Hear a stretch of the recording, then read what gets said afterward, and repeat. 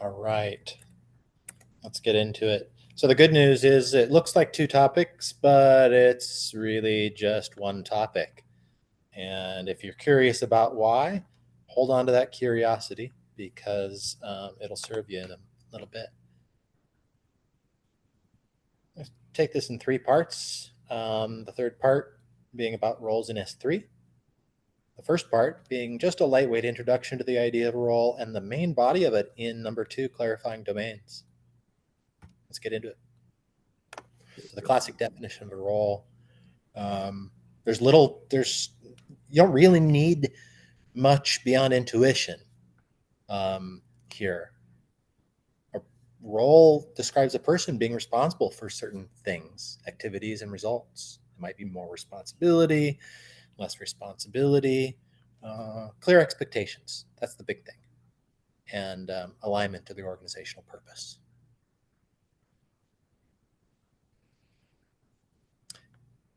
Any comments that you want to jump in with right here? It'd be a good moment. One would be, who decides what a role is? There's expectations and alignment or agreement. Yeah, that alignment and the expectations, big deal. And then part 2, clarifying domains. This is actually closely linked to roles in a way that's not obvious if you haven't reviewed the material about S3 roles. But let's get into the clarifying domains. At the very most simple level, this is a skeleton structure describing some of the basics of a domain description. And what we have here is on the left what the domain gets as input, on the right what it emits or generates as output, and in the middle how it operates, the constraints it operates under, and what nested domains it may use to delegate part of the activity for getting that result done. Highlighted particularly on the output side is those responsibilities. And on the input side, key skills and let's say resources. The word on screen is budget, but resources may be a little bit more general. Key skills is usually a person. Budget is usually money, but maybe it's a token instead of money, or maybe it's money and a token. And there's more details that we'll get into here in a moment. But first, I want to expand this blue guy because what we didn't have before this blue sticky was really a definition of the domain. It's a scope of organizationally connected purpose and responsibility. And if that sounds familiar from part 1, that's no accident. The first item here in the domain is this input that has to do with the delegated responsibility. And the semantic there is that this domain has been delegated a particular set of responsibilities from a parent organization. And if we zoom out to that parent organization, we see that this domain's charter is kind of, well, it's got a linkage the other direction. That domain down there is actually a nested domain from its parent that's got that delegation pattern. And I'll pause for comments or questions. I think that is one of those delegator. I think that's like a key feature of this. So, and it's something that's a little bit unclear because we delegate responsibility, right? Yeah, delegated responsibility.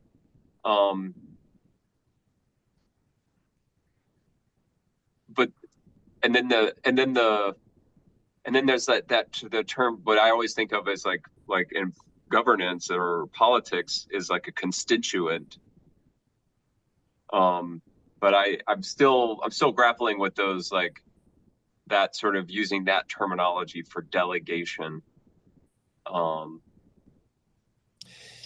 You can get a lot of intuition about delegation just by looking at traditional organizations and how one person is taking big picture responsibility for an entire business unit, but obviously that person is not serving all of the responsibility. They're delegating a great deal of it downstream.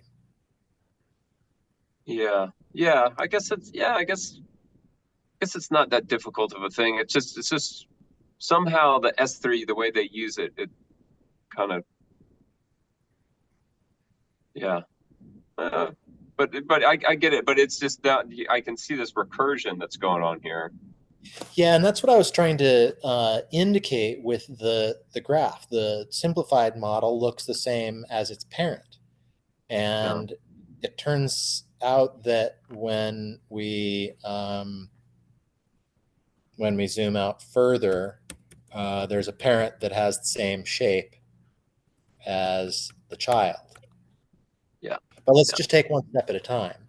Here in the Sure. second frame, we have delegated some subdomain downstream, but there's some other interesting features of the domain description that are relevant. Clear expectations is one of them, and if that sounds familiar, it should be.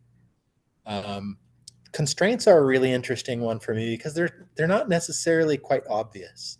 But this came up when we were working with the a Catalyst proposal to do a social governance uh, frame for DEMU, where we wanted to provide constraints that would enable the group to autonomously do a whole lot more effort and get less permission to do it. So constraints could be an enabler of autonomy, and that's what has come up for me as maybe one of the most important enablers of autonomous action, so that we can um, change our model of activity from a get permission to act model to a find out what our shared meaning and shared constraints are, and then go act without needing any permission, sort of a model.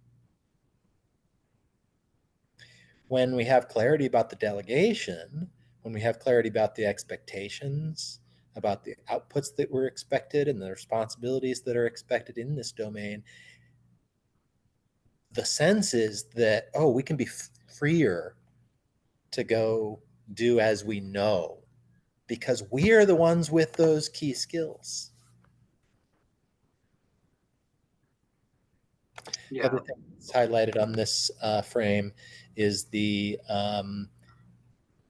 other kinds of inputs, processes or artifacts, other existing material, maybe knowledge base, or some particular pieces of software that we could just plug in and use. And so those are other ways to satisfy stuff that we don't have, but we can be dependent on.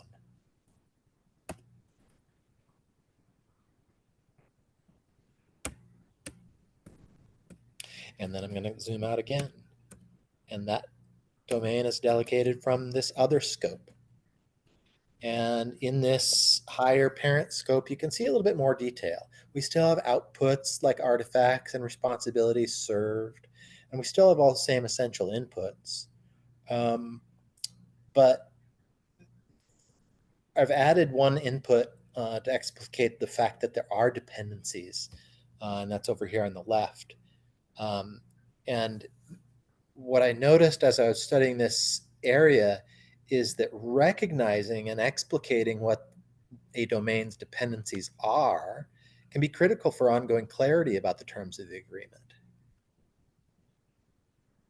So by recognizing what the externalities are, if we just generalize that even more, um, not just recognizing it in your brain, but like having a place in a document where it's been made explicit and clear, can be, it seems to me, a way to ensure that what's true is known and what's known is relevant to this scope, this group being able to focus on its purposes within its scope. And that's just as true as far as dependencies as it is about the other kind of externalities, one being customers and deliverables. With the idea being that if you aren't focused on customers and deliverables, you may not be connected enough to that real world impact.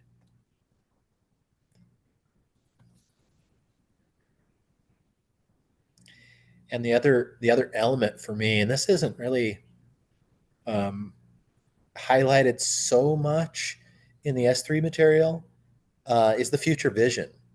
There's a significant amount of material generally in S3 about like intended outcomes and big picture, but I think it's worth not just focusing on the short-term output and responsibility, but also on the bigger picture purpose. And I think it can give you a connection to longer term meaning and a different kind of dopamine connection than just operational activities would do.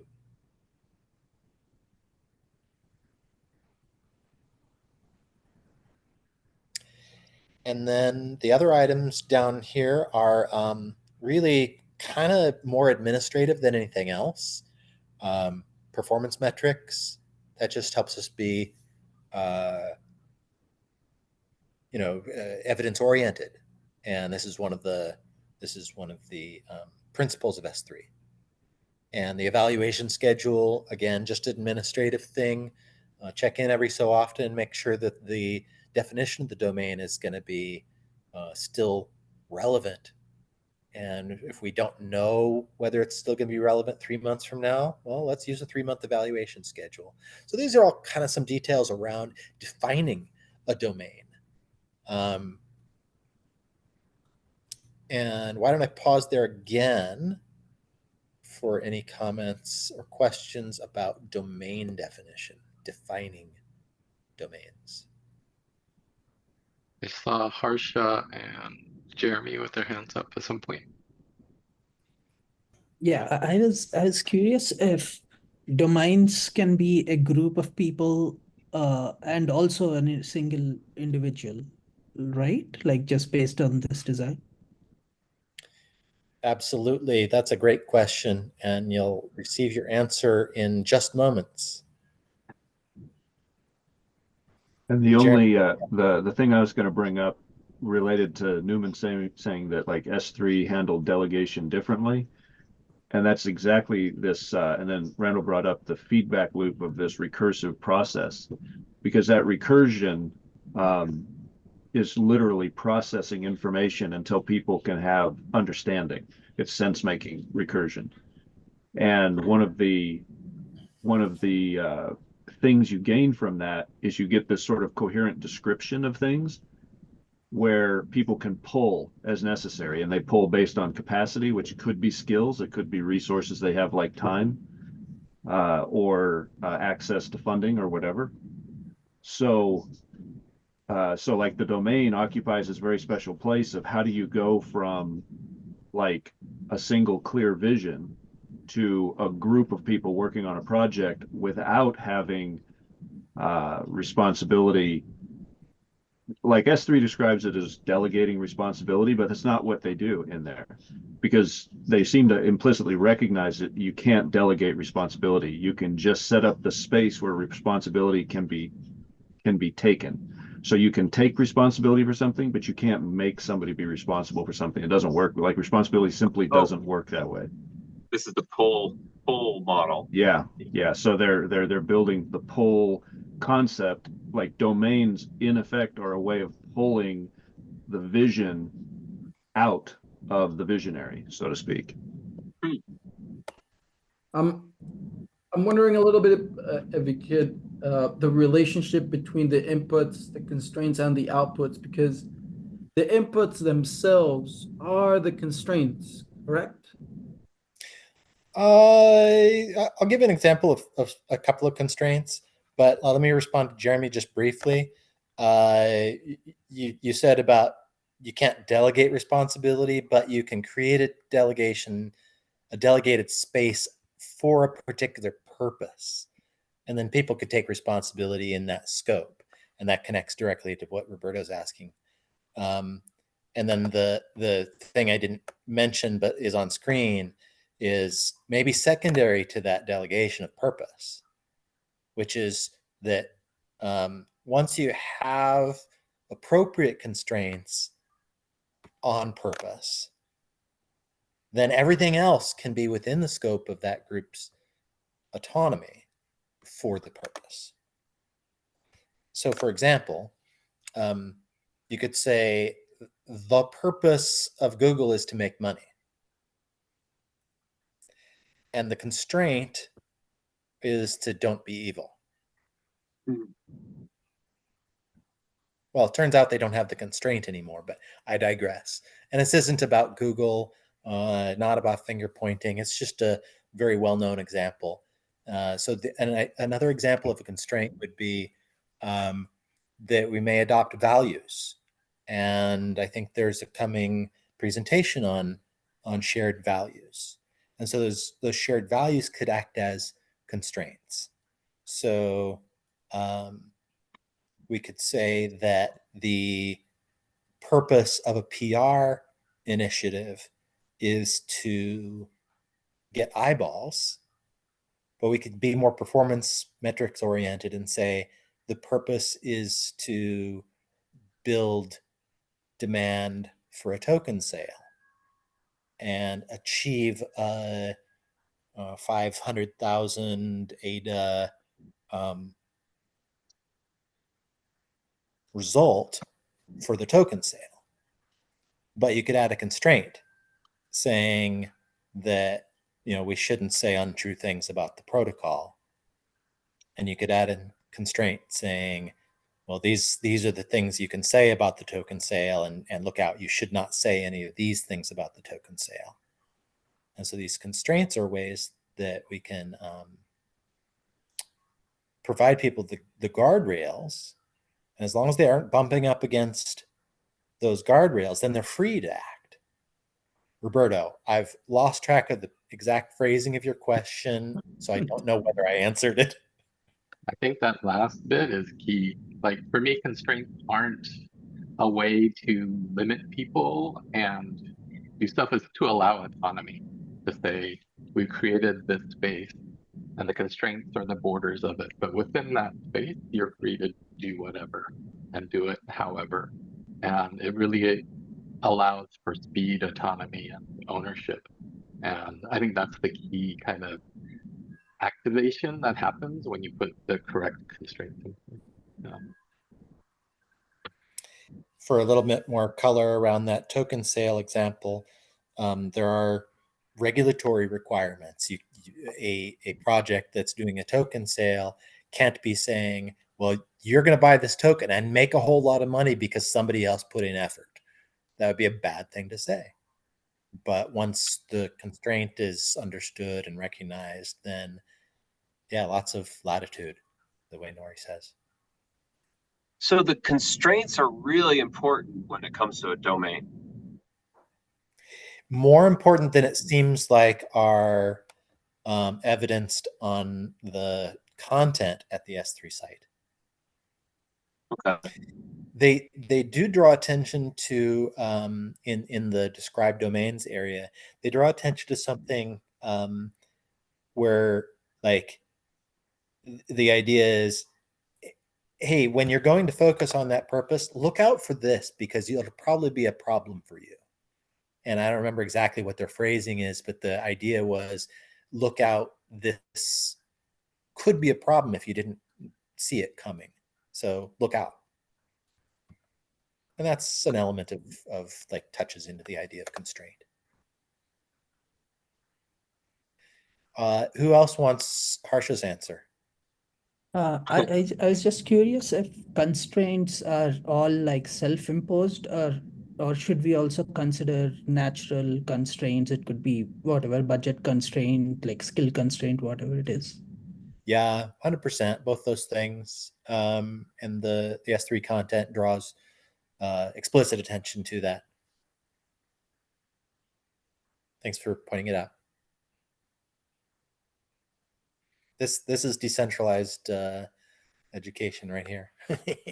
Yeah.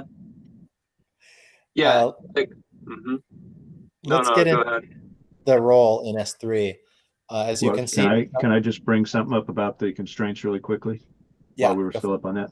And you guys can check me on this, but I'm looking at constraints here, and you've obviously got like constraint theory, lean, all that stuff that's built on some of the concepts there. But is it a coin, and on the other side of that coin is the concept of like essential?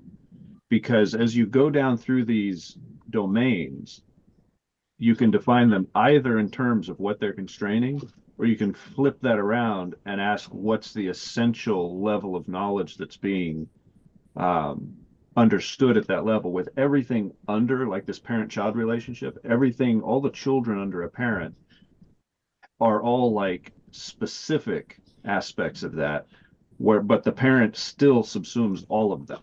And then this checking process that you go through with like develop domain, clarify domain, and then there's some peer development stuff coming up next week that also does this, where you go back and you check and make sure, yeah, this child does belong to that parent. Like you don't assume it all the time. You check that assumption often.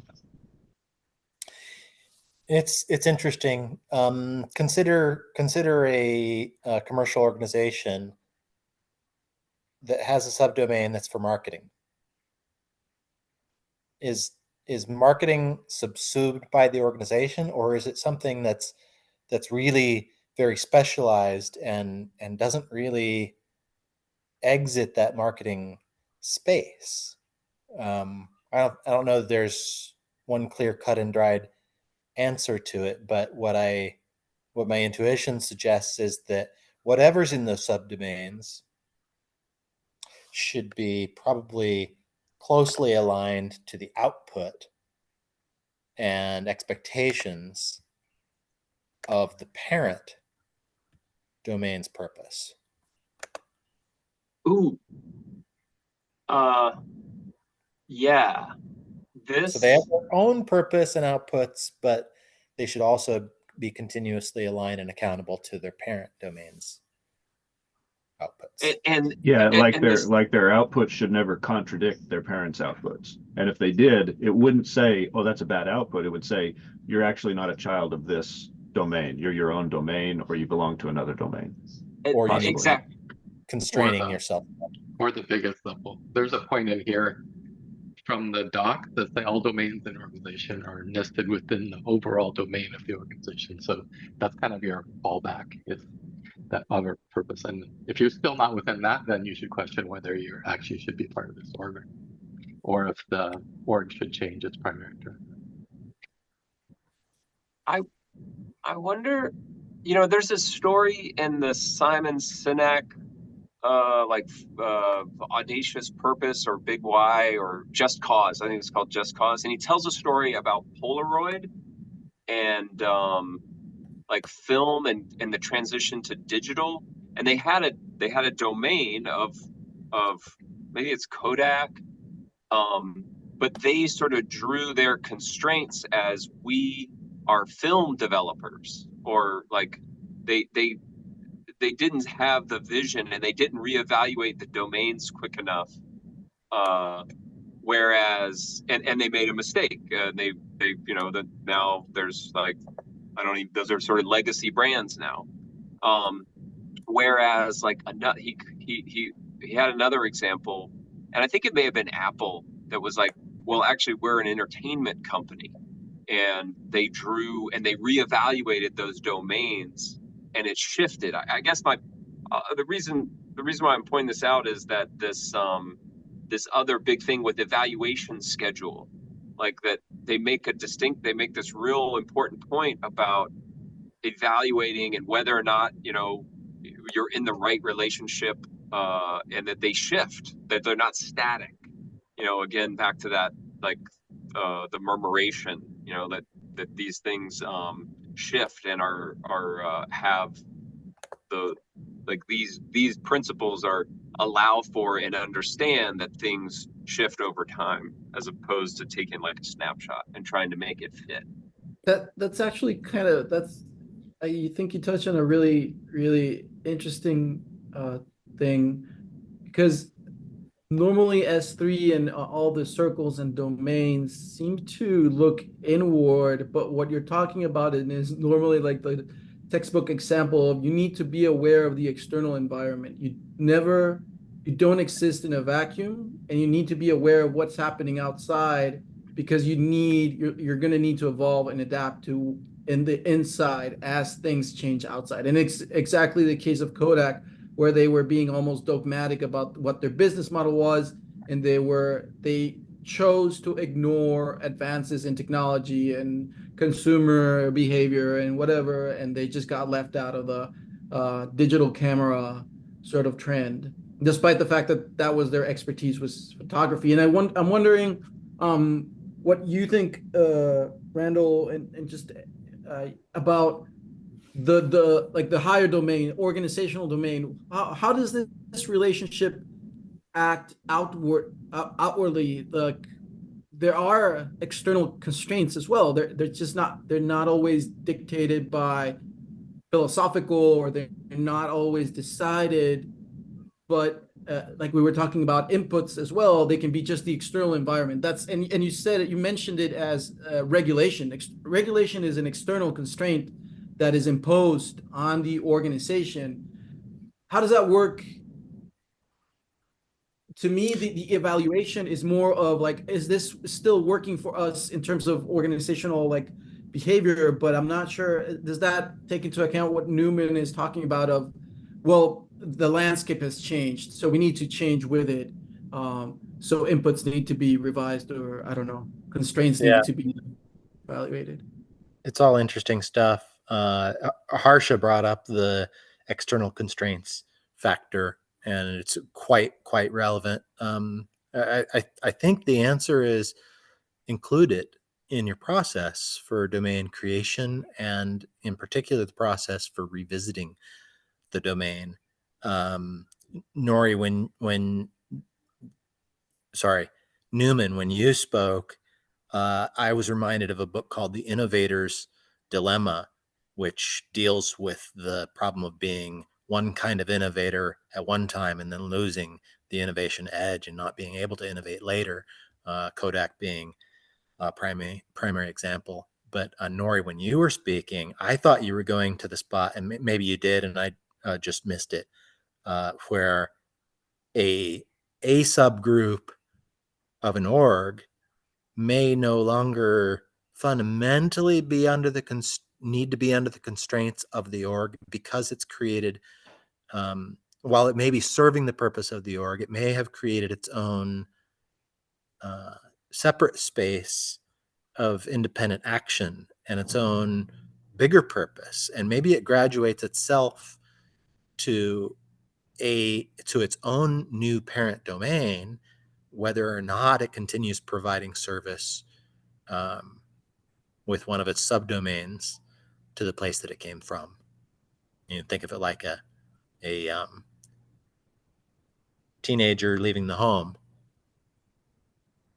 maybe, if we want to speak in analogies. It's an interesting area. Does it feel responsive to your question, Roberto? It almost sounds like cellular, like mitosis happens and then it just Could be. replicates. I went ahead and added some dotted lines around here to draw attention to the like membrane sort of connectivity but separation between the levels of domains.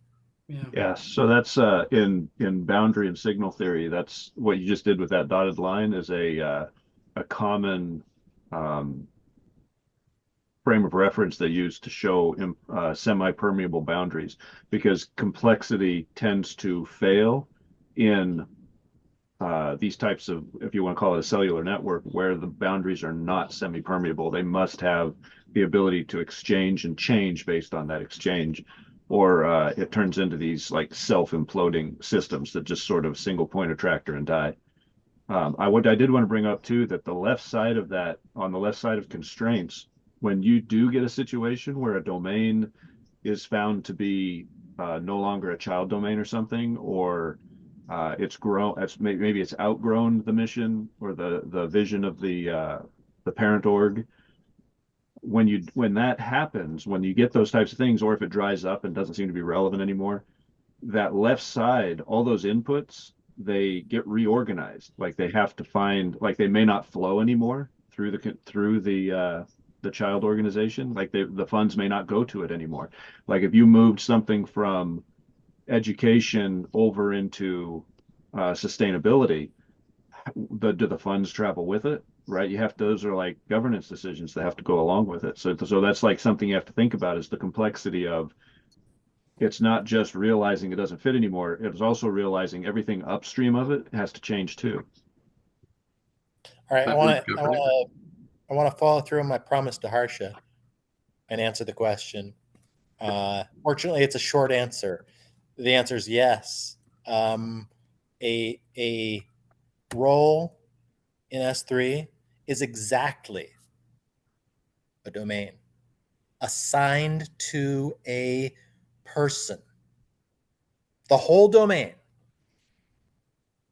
Maybe it's the whole subdomain. That whole subdomain assigned to a person. That's the definition of a role in S3. So, Practical. so, so basically, what you're saying is that a domain is created and a person picks it. And is there someone that says you can or cannot pick it, or how does that work? Yeah, it's a good question. So not every domain must be assigned to a person, but a role is a domain that is assigned to a person. And to answer more explicitly about your question, the selection of a person for a role in S3 is done through this process that's linked off of this sticky role selection. Basically, it's a proposal that's specially crafted. So it's a normal consent process, but has just one extra little step in the proposal consent process. And it has to do with nominations and people saying why they have a reason for that nomination for the person to be taking on that delegation for that domain. That's interesting. So, like an organization would sort of define what roles need to be filled, the skills or whatever, and then they would nominate people to fill those roles, and those people would then say, "Yeah, sure, I'll I'll occupy that responsibility or not." Right. So the overall org can make a subdomain that is not a role, it's just a domain. And then the people in that domain say, well, let's define a subdomain and it's going to be a role. And then the expectations and key skills for that role, well, we can explicate what those are. And then do that nomination process, or, do like schools and PTAs do, where if they can get one volunteer and fill the role, they do it. And then if they have to do some personal development to make that role more effectively fill the responsibility, okay, they do that too. And I have a small, oh, sorry, Jeremy, I'll quickly ask a small question related to this. And then, is there a reason nomination, is self-nomination also a thing? Like, can we nominate ourselves? Or does someone else only have to nominate us? And would it create any social pressure to like perform, like, take up the responsibility, even if you don't necessarily have the bandwidth? That sounds like a bureaucracy question, which uh, I don't care to get involved in. Some organizations might choose that kind of bureaucracy. Other ones might say, hey, volunteers are good enough. maybe role selection is a pattern we bring up sooner than later, so we can get into those kind of questions. We're almost at time, just doing the timekeeping thing. Maybe Jeremy, you can take us through our last question or comment, and then we can do a checkout. Yeah, I was going to just say quickly two things. One was to what Harsha was saying, a nomination is just a very specific type of description. And so you can self-nominate if you can do a very good description of what you're self-nominating, same as somebody could nominate you with a very good description. We tend to trust external nominations more than internal ones because of confirmation bias and things like that. We tend to trust the objectivity of an external description as opposed to one that you came up with for yourself. But you can't argue that some people know their own idea better than anybody else does. So self-nomination is like a critical thing that should be allowed. And then the other question I had, and maybe this is too big for the amount of time we have, but did we have any clues about this? So you have domains, subdomains, sub-subdomains. Did we get any clues about when it's getting too granular?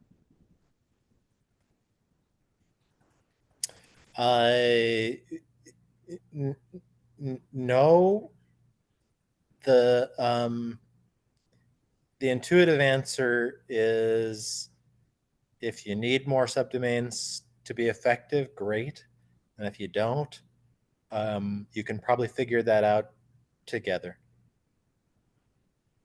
Yeah, because so we'll know it when we see it. I just wondered if there was some sort of principle at play.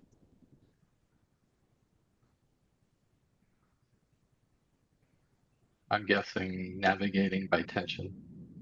And then if a domain goes, oh, we need somebody to actually do this, maybe that splits out the role.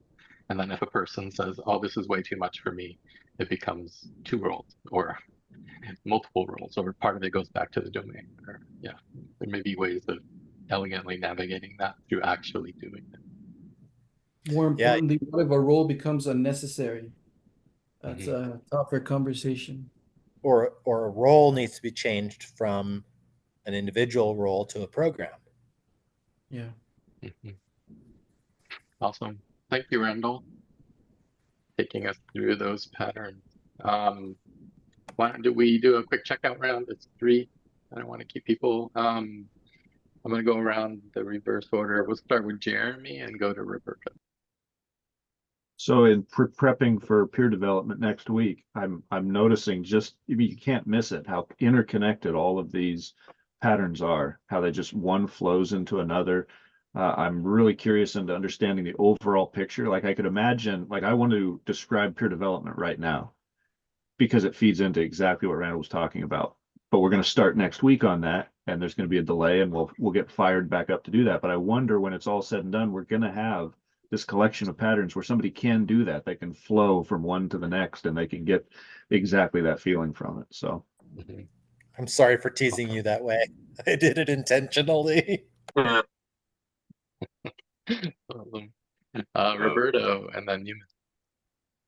Yeah, I'm really loving this. I feel like this is like genuinely a real study group, and I'm learning a lot. And I feel like after we do this, I'm sure we're gonna level up and choose something a little bit more harder, a little harder, but with all this like fundamental knowledge already, like Randall said, and Jeremy, like flowing through patterns is gonna be able to get us into complicated problems, like even PBL type things where we'll apply what we've learning here, but this is just really, really useful, a really useful start to get an overall grasp on sociocracy itself. So appreciate it. Newman and then Randall. Yeah, thank you, Randall. That really was a pretty good. I love how like this is gonna help me to get into the topic even more. I think that I give ourselves kudos for really jumping in and trying to understand, and just so much extra stuff in there.